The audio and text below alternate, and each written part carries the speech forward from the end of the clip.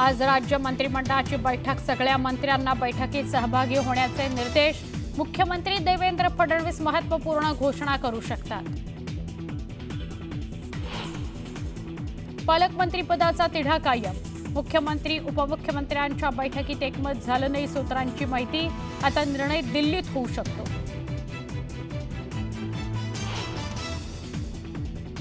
राज्य मंत्रिमंडळाची आज बैठक, कराडच्या शरणागतीनंतर कोणतीही प्रतिक्रिया न देणारे मंत्री धनंजय मुंडे बैठकीला हजर राहतात का याची उत्सुकता।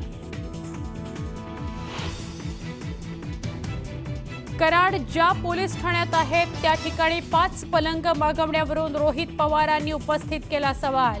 कर्मचाऱ्यांसाठी पलंग मागवले, पोलीस प्रशासनाचं उत्तर। परदेशवारीनंतर छगन भुजबळास नाशकात, देवेंद्र फडणवीसांच्या भेटीनंतर गेले होते परदेश दौऱ्यावर, आता परतल्यावर काय भूमिका घेतात सगळ्यांचं लक्ष।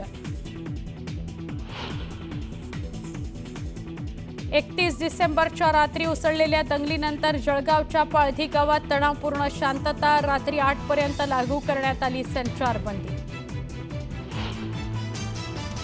14 जुलैला झालेल्या हिंसाचारानंतर अजूनही विशाळगड पर्यटकांकरता बंदी उठवण्याची स्थानिकांची मागणी।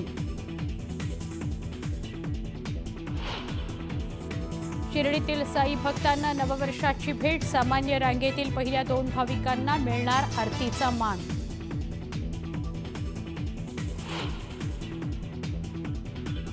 अमेरिकेच्या लुइजियानामध्ये दहशतवादी हल्ला, जमावात ट्रक घुसल्यानंतर ट्रक चालकाचा अंधाधुंद गोळीबार, 15 जणांचा मृत्यू।